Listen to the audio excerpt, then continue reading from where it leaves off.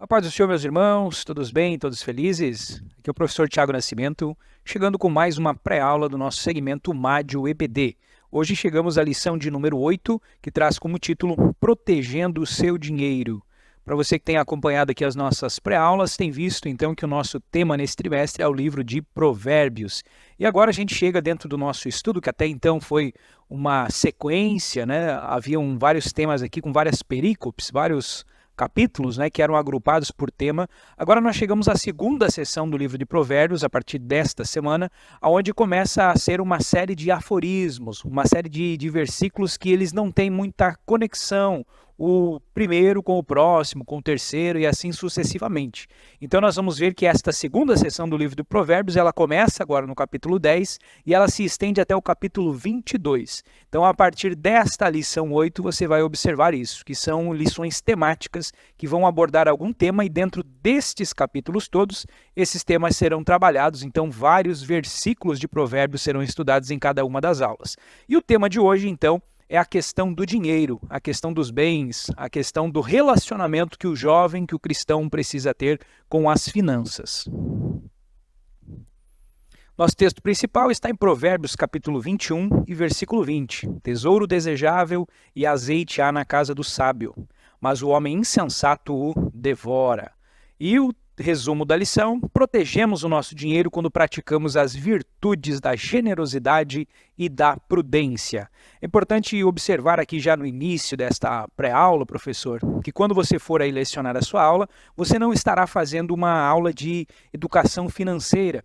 Então, o objetivo, né, o propósito da nossa lição aqui da nossa revista, ele é trazer alguns princípios eternos, alguns princípios bíblicos que regem o relacionamento nosso com a questão do dinheiro. Mas não se trata aqui, então, de uma educação financeira. Então, evite entrar em questões muito pormenorizadas, muito detalhadas, porque isso pode acabar atrapalhando o bom andamento da sua aula, né? Se você começar a entrar em detalhes pequenos, em detalhes corriqueiros, em questões muito práticas ali, pode que se desvie o assunto e você acabe não terminando a sua lição, né? É sempre importante que você use a lição, então, como seu roteiro, como seu cronograma, para que você consiga dar um início e dar um fim e, obviamente, um desenvolvimento aqui na sua aula. Então, tenha isso em mente. O objetivo dessa lição é apresentar dois princípios que devem reger o relacionamento do jovem com o dinheiro. O princípio da generosidade e o princípio da prudência. Tendo isso em mente, vamos então aqui para o nosso primeiro tópico da lição. Esse primeiro tópico tem como tema a sabedoria com o dinheiro. O primeiro subtópico eu já mencionei aqui na introdução dessa explicação. Ele vai fazer menção a respeito do livro de Provérbios, de que terminou então a primeira sessão do livro, que era aquela sessão que vai do capítulo 1 até o capítulo 9, e agora entramos nessa segunda sessão então, onde nós vamos encontrar aqui, como é chamado na linguística, né, na literatura, parelhas aforísticas, né? Então, pequenos versos, pequenos ditados, pequenos provérbios, né, como diz aqui o nome do livro.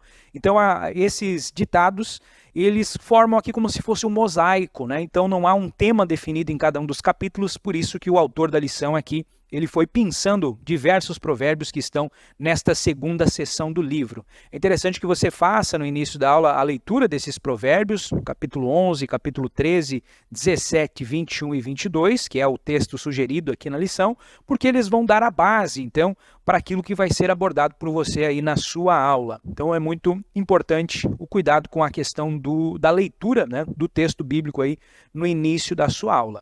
Esse primeiro tópico, você precisa ter como objetivo, então, apresentar aqui uma espécie de resumo daquilo que será trabalhado e será melhor abordado em cada um dos seguintes tópicos. O segundo subtópico, então, ele traz como tema generosidade. A generosidade que precisa haver aqui no relacionamento com o dinheiro. Provérbios 11, 24 e 25 traz aqui a questão da generosidade, ele utiliza a expressão espalham. Então, no versículo 24, essa expressão, aqueles que espalham, tem o sentido de doação. E a Bíblia ela fala muito, não apenas no livro de Provérbios, mas em outras passagens do Antigo Testamento e também no Novo Testamento. Jesus confirma isso, né? As epístolas paulinas também mencionam a respeito da importância de nós sermos generosos. E aqui a generosidade ela é vista como uma virtude contrária à avareza. Então a generosidade por meio do dinheiro é algo que vai evitar que nós caiamos no pecado da avareza. Mas quando nós olhamos para a filosofia, há um filósofo muito interessante chamado Aristóteles, quando ele trata dessa questão das virtudes, o Aristóteles ele pondera que a virtude ela é sempre o meio termo. Essa inclusive é uma teoria expressa por Aristóteles, conhecida como a teoria do meio termo, ou a teoria da mediana, onde ele diz que a virtude sempre estará entre dois extremos. Os dois extremos são vícios, né, são excesso e a falta, são coisas negativas, coisas ruins, e a virtude é aquilo que está no meio, no equilíbrio. E nesse sentido, então, a generosidade, ela passa a ser uma virtude quando ela é encontrada de forma equilibrada na vida do jovem, na vida do cristão, na vida da pessoa de modo geral. Quando você tem falta de generosidade, então seria um dos extremos, então você está caindo no erro da avareza. A pessoa é mesquinha, a pessoa ela não quer gastar com nada, quer sempre poupar tudo, né? Você deve conhecer aí muito bem a expressão, né? O mão de vaca, né? O mão fechada, o pão duro. Então esse é o extremo da falta de generosidade. Quando você não tem, você se torna um avarento. Agora, o excesso da generosidade, ele também é problemático. É aquilo que nós vamos conhecer como a prodigalidade. É aquela pessoa que ela é generosa demais e ela acaba então se tornando imprudente. Então veja que a generosidade e a prudência elas caminham juntas nesse sentido. Porque o excesso de generosidade leva você então à prodigalidade, onde você vai esbanjar, você vai gastar, você não vai pensar no seu futuro, não vai pensar em poupar, em talvez gastar com aquilo que é necessário e vai gastar com coisas supérfluas e vai talvez inclusive levar você a ser até explorado por outras pessoas, pessoas mal intencionadas, né? Que estarão então explorando, fazendo um mau uso da sua generosidade. Então veja que dentro de uma visão filosófica, aristotélica, a virtude da generosidade só é de fato virtuosa quando você tem o equilíbrio.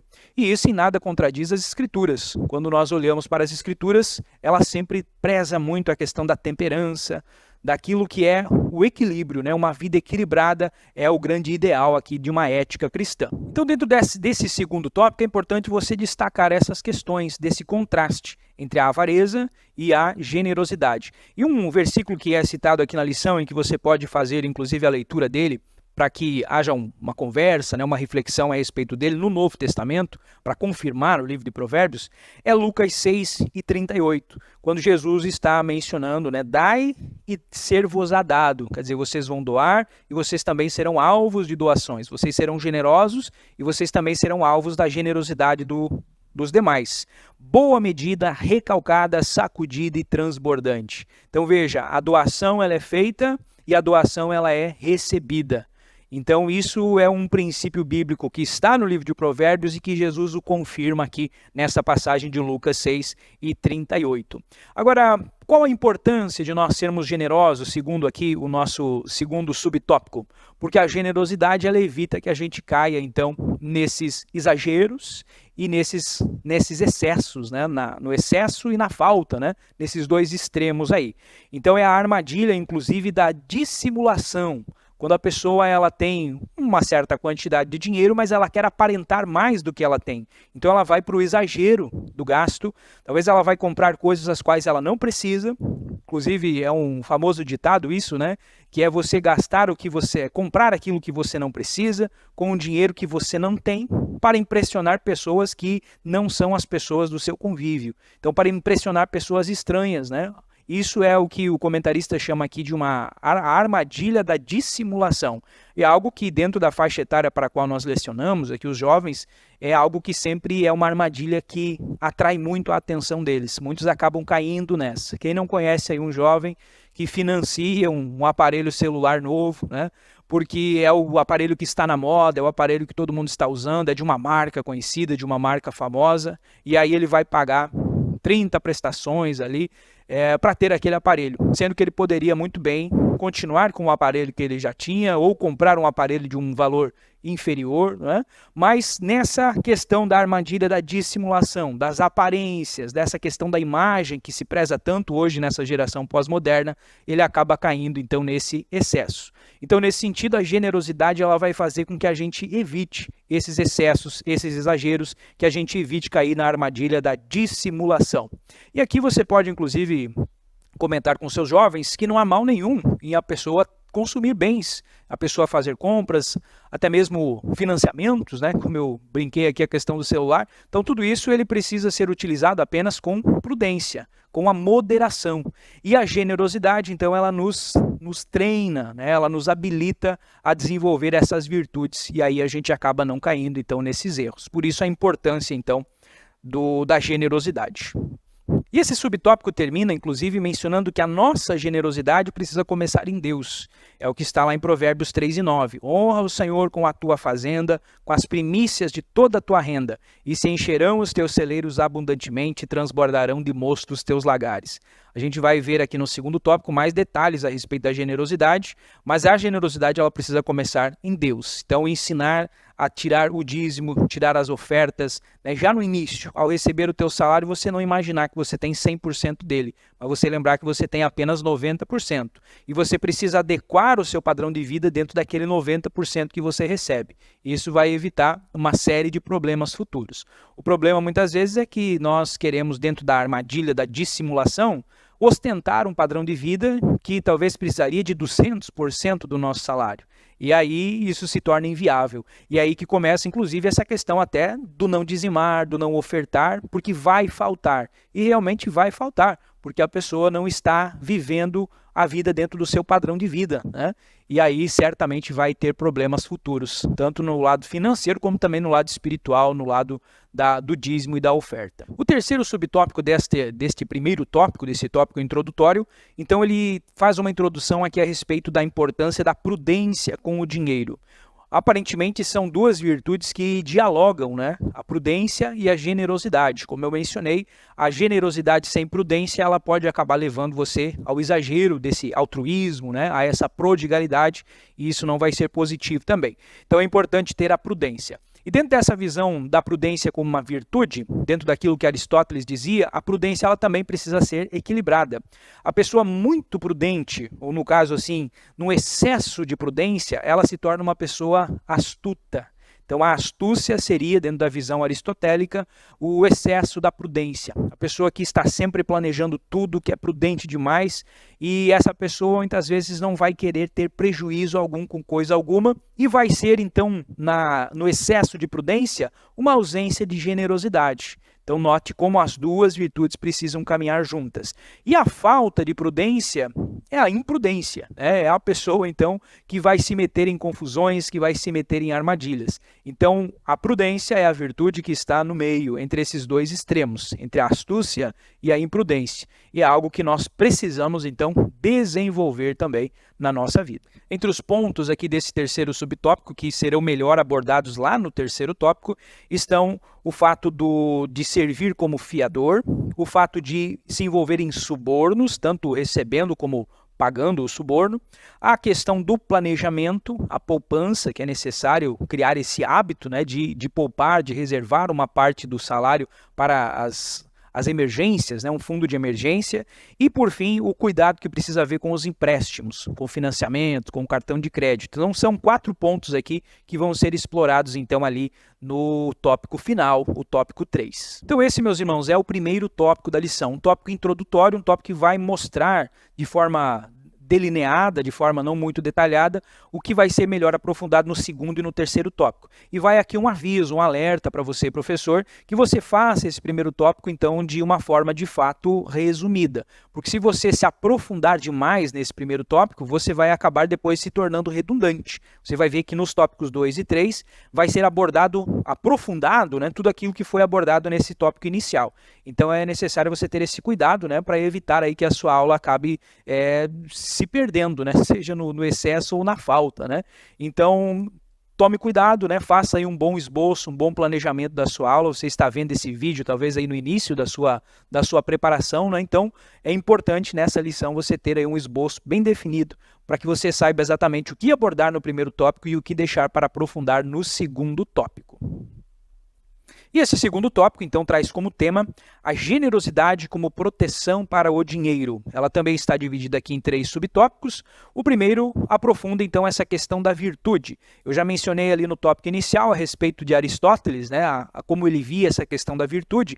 E você pode aqui aprofundar mencionando que a virtude é algo que pode ser estimulado. Então, desde esses filósofos, passando pela palavra de Deus, passando por Jesus, sempre houve esta intenção de mostrar que a virtude não é algo inato, algo que você nasce com aquilo. É algo, sim, que pode ser desenvolvido. Então, o nosso comentarista ele vai tratar justamente disso aqui, que no Novo Testamento, tanto quanto no livro de Provérbios, a generosidade ela é algo estimulado e ensinado. Então é um mandamento, algo que você pode desenvolver na sua vida, de forma que a gente pode dizer que ninguém nasce generoso. Se você observar uma criança, ela não tem dentro de si, assim, de forma natural, de forma espontânea, o dom da generosidade, a virtude da generosidade.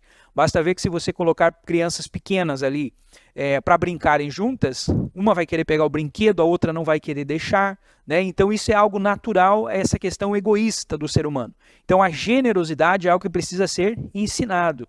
Há, de certa forma, uma semente da generosidade dentro de nós. E isso é algo que a própria filosofia concorda.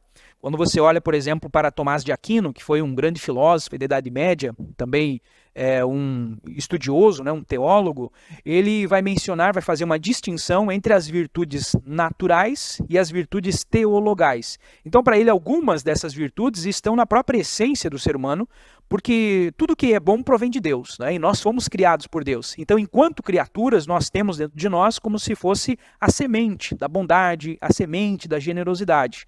Mas caso essa semente não seja regada, não seja estimulada, ela tende a morrer, ela tende a não germinar. Então aquilo precisa ser melhor trabalhado. E o Tomás de Aquino, porém, coloca esta questão de que existem algumas virtudes, que ele coloca algumas virtudes teologais, que são fruto da graça. Então a fé, o amor, o fruto do Espírito, podemos resumir assim, é algo que precisa ser gerado pelo Espírito Santo dentro da nossa vida. Algumas virtudes, portanto, você desenvolve através do hábito, através de você querer fazer, a tua força de vontade. Mas algumas você vai depender do Espírito Santo. E nesse sentido, a generosidade ela pode ser vista em ambas as categorias.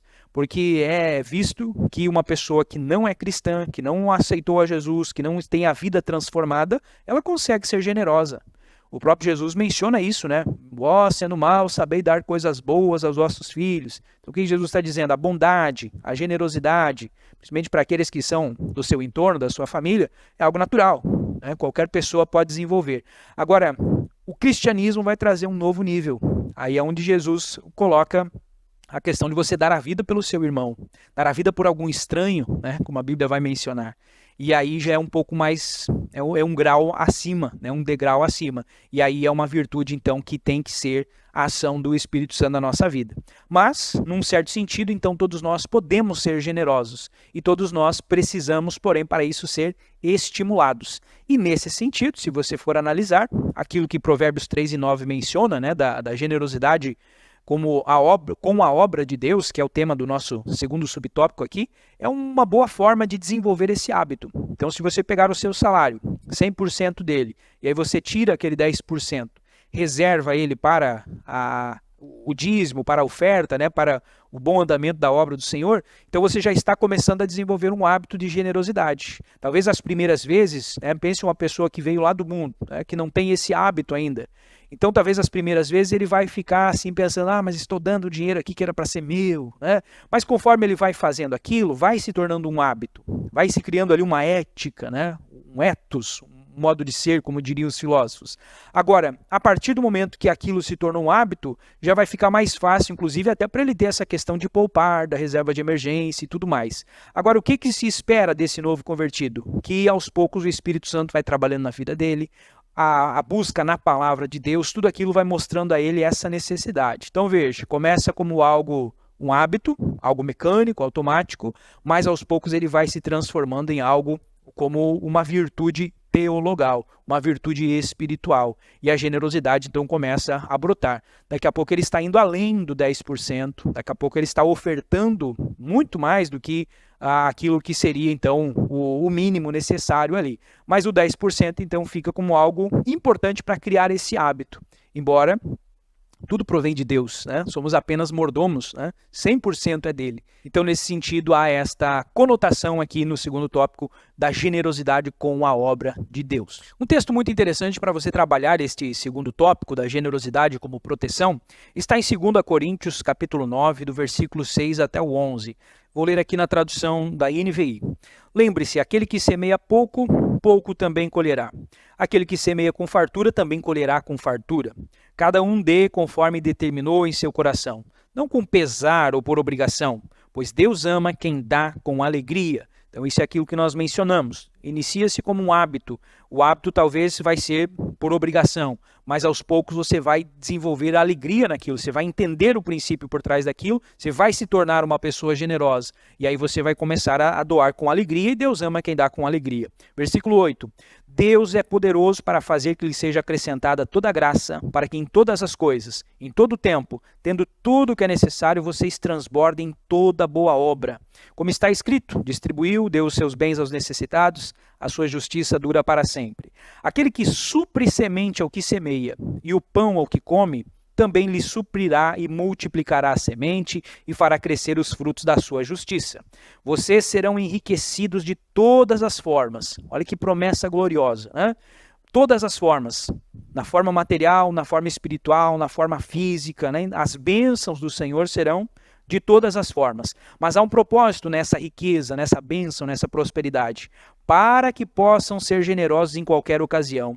E por nosso intermédio, a sua generosidade resulte em ação de graças a Deus. Então esse é um texto muito interessante, um trecho muito bacana para você conversar com seus jovens a respeito da questão da generosidade, na questão da respeito da riqueza como um todo. Veja que o dinheiro ele está no planeta e ele vai mudando de mãos, né? Ele vai passando de mãos. E o Salmo 34, Deus diz, minha é a prata, meu é o ouro. Ou seja, a riqueza toda ela é de Deus, né? Toda a riqueza da terra, ele é o dono do ouro e da prata. E ele com certeza tem muito prazer em nos conceder também esta riqueza, mas desde que ela cumpra a esse propósito. E qual é o propósito dele? A glorificação de Deus, a expansão do reino de Deus. Então, à medida em que você se torna uma pessoa generosa, uma pessoa que Deus sabe que o dinheiro que passar pela sua mão, ele vai ter um bom uso, você vai fazer uma boa aplicação, você vai glorificar a Deus utilizando o seu dinheiro, ele terá prazer em te conceder cada vez mais. Então veja como a generosidade ela está atrelada também ao princípio da prosperidade. Quanto mais você for generoso, mais próspero você será. Agora, a pessoa que é avarento, aquele pouco que ele tem, né, e ele retém, então aquele pouco também ele vai ficar com aquilo. Lembra um pouco aqui até a questão da parábola dos talentos, né? Então veja, quando você é generoso, quando você entende esse princípio da generosidade, você está a um passo também do princípio da prosperidade que vem na sua vida. Então esse é um texto muito interessante para você estudar um pouco durante essa semana e poder utilizar ele aqui como exemplo, né? Fazer uma reflexão aí que com certeza vai abençoar a vida da sua classe. E o último subtópico do tópico 2 traz como tema generosidade com o próximo. Então olha que interessante, a generosidade ela segue o versículo base, né? O mandamento base de Jesus aqui, a lei áurea, amar a Deus sobre todas as coisas e amar o teu próximo como a ti mesmo. Então veja que são 3 níveis que estão envolvidos nessa questão. Deus, né? Uma questão vertical, o teu próximo na horizontal e você ama o teu próximo como você ama a si mesmo. Então uma questão central, uma questão interior. E a questão da generosidade, ela também abarca essas 3 esferas. Então no subtópico 2 mencionamos aqui essa generosidade para com a obra de Deus. Os dízimos, as ofertas, a questão da missão, né? Contribuição missionária. Aqui em Joinville nós temos um departamento de missões muito atuante, né? Departamento de Missões Siloé, e você pode também estimular os seus jovens a cooperarem com o departamento de missões. E obras de assistência social, a igreja também é pródiga em fazer isso, né? Então há várias formas de você contribuir com o reino de Deus, nessa generosidade vertical. E a própria assistência social já entra também na questão da generosidade horizontal, né? Com o teu próximo, você tem esse dever, essa responsabilidade pessoal de auxiliar ele. Veja que vai além de você entregar o dízimo. Veja que vai além de você dar uma cesta básica para que a igreja, como instituição, ampare o necessitado. Vai além de você pagar os seus impostos e cobrar os seus candidatos de que eles tenham uma visão de assistência social, de auxílio, de erradicação da pobreza, né? Vai além disso. É uma responsabilidade pessoal que você e eu, como cristãos, nós temos. Então, vai além de você meramente achar que isso é responsabilidade da igreja, responsabilidade do Estado. O comentarista vai mencionar esta questão aqui, principalmente no livro de apoio, né, que vem aqui junto com a lição.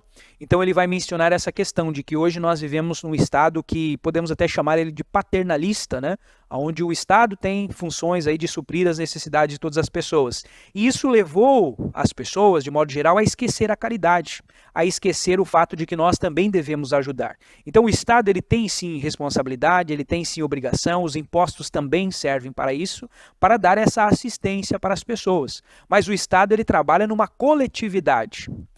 As pessoas individualmente, aí é comigo e contigo. Você está vendo uma necessidade na sua rua, né, como vai dizer aqui, essas pessoas de carne e osso, né, que pode estar na nossa família, na nossa vizinhança, escola, trabalho, nas ruas da nossa cidade.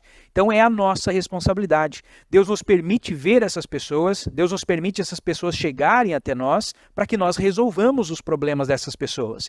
E aqui eu lembro de um texto que inclusive a lição também menciona aqui, que é Tiago, capítulo 2, do versículo 14 a 17, onde Tiago menciona a questão da fé e das obras. E aí ele diz assim, o teu irmão vem até você com uma necessidade, precisando de alimento, precisando de roupa, e aí você diz para ele, vá em paz, né, que tudo te dê bem, que tudo dê certo, que você encontre alimento, que você encontre roupas. Ele diz, isso aí não é a fé. Me mostre a tua fé sem as obras, que eu te mostro a minha fé pelas obras que estou fazendo. Então você precisa, e João também vai mencionar a respeito disso, né? Você não pode despedir aquela pessoa vazia. Você precisa resolver aquele problema. De nada adianta você dizer, vamos orar por essa situação aqui. Você tem casa, você tem roupa, você tem calçado, você tem 2 pés, e aí você tem 2 pares de sapato. Por que você precisa de 2 pares de sapatos se o teu irmão não tem nenhum? Você divide com ele, você reparte com ele. Talvez a situação chegou até você para que justamente você possa ajudar. Mas aí eu vou ficar só com um, vou ficar com pouco. O princípio da generosidade está atrelado ao princípio da prosperidade. O mesmo Deus que está vendo você ser generoso com o teu próximo, vai usar outra pessoa talvez para ser generoso contigo. Ou vai te abençoar de uma forma que daqui a pouco você consiga comprar 3 pares de sapato. O que eu acho um exagero, né? Mas você só tem 2 pés ainda. Mas nesse sentido, então veja, aquele que é generoso, aquele que está entendendo essa generosidade com o próximo, ele cada vez mais vai ser mais e mais abençoado, para que, como o texto de 2 Coríntios que nós lemos, para que ele consiga ser ainda mais generoso. Então, nesse sentido, a generosidade ela pode ser vista como uma virtude, mas ela também pode ser vista como um dom. Como virtude, ela pode ser estimulada, ela pode ser treinada, ela pode ser praticada. E como dom, ela é algo que o Espírito Santo vai fazer brotar na sua vida. Talvez nem todas as pessoas vão ter essa generosidade como um dom. A Bíblia menciona lá em Romanos 12, 6 e 8, a respeito de diversos dons. E ali Paulo vai dizer que existem os dons de contribuir. Então é visto como um ministério, né? Como um dom, como uma capacitação que vem do Espírito Santo. Escrevendo aos Coríntios, 1 Coríntios 12, 28, ele vai falar a respeito dos dons de socorro. Tem ali diversos dons, e entre eles dons de socorro, que é os dons de socorrer as pessoas. E talvez você conheça aí no seu entorno, na sua igreja, pessoas que têm esse dom. Aquelas pessoas que não podem ver uma necessidade que elas vão procurar resolver. Talvez vão tirar a roupa do corpo delas para dar para aquela pessoa. Então é talvez alguém que não desenvolveu como um hábito a generosidade, mas alguém a qual o Espírito Santo dotou, capacitou daquele ministério. Agora, nem todos terão esse dom. Não é isso talvez que se pede, que se exige. Agora, a virtude, você buscar ser generoso, isso é o que se espera se você de fato é um cristão transformado por Cristo. E aqui conclui dizendo, eu não tenho esse dom. O que Paulo fala aos coríntios? Buscai com zelo os melhores dons. Então você precisa buscar a generosidade, porque ela também é um dos melhores dons. Por fim, o nosso tópico final, a prudência como proteção para o dinheiro. Esse tópico também tem aqui 3 subtópicos. No primeiro subtópico, ele apresenta a prudência como uma virtude. Da mesma forma como nós mencionamos a respeito da generosidade ser uma virtude, a prudência é algo que também pode ser estimulado, que também pode ser ensinado, que também pode ser aprendido. Então não é algo que você nasceu com aquilo, que é a tua personalidade, o teu temperamento, né? Hoje se fala muito essa questão dos temperamentos e muitas vezes a pessoa tem aquilo como algo fatalista, determinista. Essa é a minha personalidade, é assim que eu sou, este é o meu temperamento. E aí não busca mudar. Todos nós somos capazes de aprender, de evoluir, de melhorar, de nos transformar. Inclusive é mandamento bíblico, né? Romanos fala sobre isso, né? Não vos conformeis, ou seja, não fique conformado àquilo que você nasceu, àquilo que você aprendeu, àquela criação que você teve. Mas o quê? Transformai-vos pela renovação do vosso entendimento. Então a gente precisa buscar essas transformações e a prudência entra nisso também. Então você é imprudente, mas nunca é tarde para que você melhore, né? Diga isso para o seu jovem. Não estou falando para você, professor, né? Não se sinta ofendido, atacado, né? Nossos professores, graças a Deus, são pessoas que buscam, sim, com zelo, desenvolver a prudência, desenvolver a generosidade. Mas você pode, então, às vezes eu me empolgo aqui, né, irmãos? Mas é o que você vai ter de falar para o seu jovem, então, que ele deve buscar a prudência, porque é uma virtude que pode ser melhorada. Nesse sentido, o primeiro subtópico, ele traz aqui, de certa forma, um conceito do que vem a ser a prudência. Ele traz aqui que a prudência é agir de acordo com a reta razão. 2 palavras aqui são importantes, se você tiver o quadro, né, colocar lá no quadro, para você abordar com os seus alunos. Nessa definição, a primeira é a questão de reta. Então, o que é a retidão? A retidão aqui seria, no caso, aquilo que é certo, aquilo que é um padrão. E aí, nesse sentido, como nós estamos estudando o livro de Provérbios, um livro bíblico, qual é o padrão da prudência? É a Bíblia. Então a Bíblia é esta questão da retidão, ela que vai nos dizer o que pode e o que não pode ser feito. E a segunda palavra é a palavra razão. E a razão é basicamente o contrário da emoção. A razão é você pensar, é você planejar, é você tomar um tempo, né? Gastar um tempo com planejamento antes de você tomar qualquer decisão. E a emoção, que é justamente o contrário, é aquilo que vai te levar a tomar uma atitude imprudente. E com o dinheiro, a emoção ela está intimamente ligada. Veja a própria questão de propagandas. As propagandas, elas sempre querem fazer com que você compre, né? Compre, compre, compre. E o que a propaganda apela? Sempre apela para a emoção. Sempre vai tentar te vender uma imagem, vai tentar te trazer algo que te emocione, que desligue a tua racionalidade, né? Você perde a tua capacidade de pensar e que você age apenas com o coração, apenas com a emoção. E aí naquela emoção você vai e você compra. Então, o marketing, a publicidade, ele trabalha em cima da emoção. E o que a Bíblia está dizendo? Você precisa de prudência, você precisa agir com razão. A racionalidade precisa ser utilizada aqui nesse teu relacionamento com o dinheiro. E é isso que vai proteger o seu dinheiro. Você agir com prudência, você agir com razão, ao invés de agir com a emoção. E aí, nesse sentido, são alguns conselhos aqui que são trazidos pelo livro de Provérbios. O primeiro desses conselhos está no subtópico 2. Não faça negócios ilegais e nem perigosos. Quantas pessoas hoje se envolvem com questões ilegais no que se refere a dinheiro? Por exemplo, as pirâmides, né? Pirâmides financeiras que estão por aí.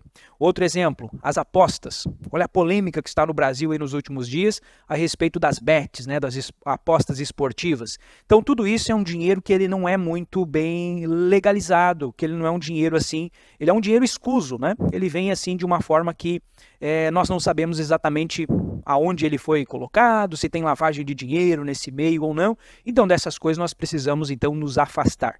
Um texto interessante para você usar com seus jovens nesse sentido é Deuteronômio 23:18. Ali Deus está dando, é a lei de Moisés, ele está dando determinações para que o dinheiro, por exemplo, que uma prostituta, ela ganhou dinheiro na prostituição, esse dinheiro ela não poderia trazer como uma oferta, como um voto na casa do Senhor. E aí o Deuteronômio 23:18 diz, porque tanto uma coisa quanto a outra, ou seja, a atitude dela, como o dinheiro que ela está trazendo, são abominações ao Senhor. E isso vale para tudo. Então, dinheiro conseguido de forma ilícita, de forma não muito clara, esse dinheiro ele não é bem-vindo. Nem na generosidade, né? E nem na obra do Senhor. E quantas pessoas existem por aí que fazem caridade, né, com esse dinheiro escuso? Então, são tudo obras sem fé. São obras que não agradam a Deus.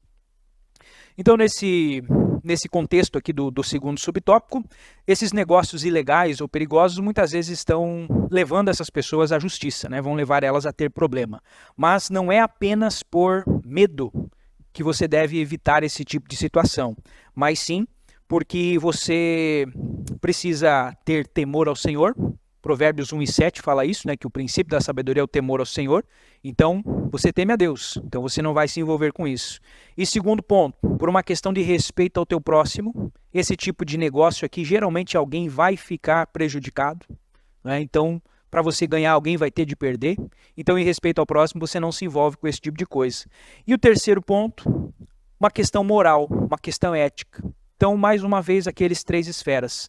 Por respeito ao Senhor, por respeito ao teu próximo e por respeito contigo mesmo. Para você poder dormir, colocar a cabeça no travesseiro e saber que o dinheiro que você recebeu é um dinheiro legal, né, ganhado com o teu esforço, com o teu suor. Pode ser pouco, mas ele veio por meios lícitos. Por fim, o último subtópico traz o conselho: não pense apenas no agora. E aqui é importante, professor, já encaminhando para o final da sua aula, que você fale então um pouquinho com eles a respeito da importância do planejamento. Basicamente é isso que o livro de Provérbios aqui está nos ensinando. E não só o livro de Provérbios. Lucas 14:28, Jesus está falando que qual é o rei que ao sair para a guerra não senta e não planeja e não vê se vai ter condições de vencer aquela guerra, né? Na mesma passagem vai falar daquele que vai construir uma torre. Então Jesus fala a respeito da importância do planejamento. E nesse sentido, você pode conversar com os seus jovens a importância que tem, então, eles pensarem, agirem com a razão antes da emoção e planejar o seu futuro. E uma sugestão que eu trago aqui, que você pode fazer com eles, aí uma dinâmica para encerrar e para ilustrar esse tópico, é a dinâmica do 30-70. Então não é exatamente uma dinâmica, né? Você vai pedir para que eles coloquem ali o quanto eles recebem, aqueles que já são assalariados, ou aqueles que estão estudando, que vão passar num concurso público. Então, mais ou menos, eles já imaginam quanto que eles vão ganhar, né, quando atingirem aquele determinado patamar. Então, você faz ali com eles um planejamento, né? Pode levar papel ali, ou na própria lição, né, naquele espaço que tem ali, você coloca essa 30 e 70. O que vem a ser isso? O 30 é o 30% do salário deles que eles têm que reservar para o futuro. E isso envolve o quê? 10% é o dízimo, talvez o mais importante, é o que vai garantir o futuro a curto, médio e longo prazo deles, né? Outros 10% ele vai reservar para o fundo de emergência. É muito importante ter, então, um dinheiro reservado para coisas que acontecem. Furou o pneu da bicicleta, estou sem dinheiro. Tem o fundo de emergência. E outros 10% para a poupança, para o investimento, para as coisas que talvez eles querem comprar daqui a alguns meses. Então, ele vai juntar aqueles 10% para, ao final de algum tempo, ele conseguir comprar. Todo planejamento financeiro ele envolve você não se envolver em empréstimos, né? Você não pagar juros. Então a poupança ela é muito importante. E veja que aqui não se trata muito do valor, da taxa. Você pode até falar isso para eles. A poupança paga muito pouco, né? Paga 1%, só paga a inflação. A questão aqui não é o quanto você vai ganhar, mas desenvolver o hábito. Né? O hábito de você poupar uma parte ali do seu salário. E aí o que sobra depois que você tirou esse 30%? Sobra 70%. Aí é que está a grande questão. Você ganha, por exemplo, R$1.000, você não deve querer viver com R$1.000. Você tem que querer viver com R$700. É o que se chama de viver sempre um degrau abaixo. Você sempre vai planejar gastar apenas 70% do seu salário. E essa parte dos 70%, você faz eles dividirem aí também em 2 partes. Na primeira parte vai colocar os gastos fixos, aquilo que eles têm que não pode não ser pago, que vai ter juros ou que vão ser despejados, né? O aluguel, por exemplo, né? Vai estar ali nas despesas fixas. E na parte de baixo, as despesas ocasionais. Um lanche, uma saída, um passeio, algo que pode acontecer e pode não acontecer. Então, ao fazer esse planejamento do 30-70 e dividindo os 70 nessas duas partes, eles vão conseguir enxergar melhor qual que é a situação financeira deles. Então, acho que isso aqui é muito interessante de você fazer isso, porque você vai estar acrescentando na vida deles não apenas o princípio espiritual, mas também um princípio prático, né, que ele pode levar ali para a vida dele. E eu tenho certeza que essa vai ser uma aula marcante na vida, né, do teu jovem, se você conseguir colocar essa questão aí de ele conseguir entender que precisa viver sempre um degrau abaixo, né? O comentarista da lição conclui dizendo aqui, ó, nunca gaste além daquilo que você ganha, né? Então, se você conseguir colocar isso para a vida dele, vai ser não só um princípio espiritual que ele entendeu, mas um princípio prático que com certeza vai fazer a diferença na vida dele ali na frente. Então, esta é uma boa reflexão aqui para você fazer no final da sua aula. O comentarista também menciona que é importante você colocar isso para os jovens, o cuidado com os empréstimos, com os financiamentos, com o cartão de crédito, né? Isso aqui também é importante que seja mencionado aí, porque hoje está muito fácil, né? Você conseguir linhas de crédito, cartão e tudo mais, e isso é uma forma de armadilha também. Muitas vezes é a armadilha da dissimulação, de você querer ostentar mais do que você realmente ganha. Então são conselhos práticos aqui neste tópico final, que eu tenho certeza que vão auxiliar você a encerrar essa aula e trazendo aqui, né, agregando bastante conhecimento para a vida do seu jovem. E por hoje é isso, professor. Eu quero que você coloque aqui nos comentários o que você tem achado, né? Já estamos aí indo para a reta final desse trimestre, né? Já se aproxima aí o mês de dezembro, né? Esse também é um mês complicado, né? Nessa questão de finanças, né? Os presentes que vão ser colocados, né? Que vão ser comprados. Então, deixa o seu comentário aqui, o que você tem achado das nossas aulas, e eu tenho certeza que a nossa equipe vai ficar muito feliz de receber o seu comentário. Vamos também procurar responder aí e vai ser uma benção. No mais, se você não está inscrito ainda, inscreva-se no nosso canal e nós nos vemos numa próxima aula. Deus abençoe.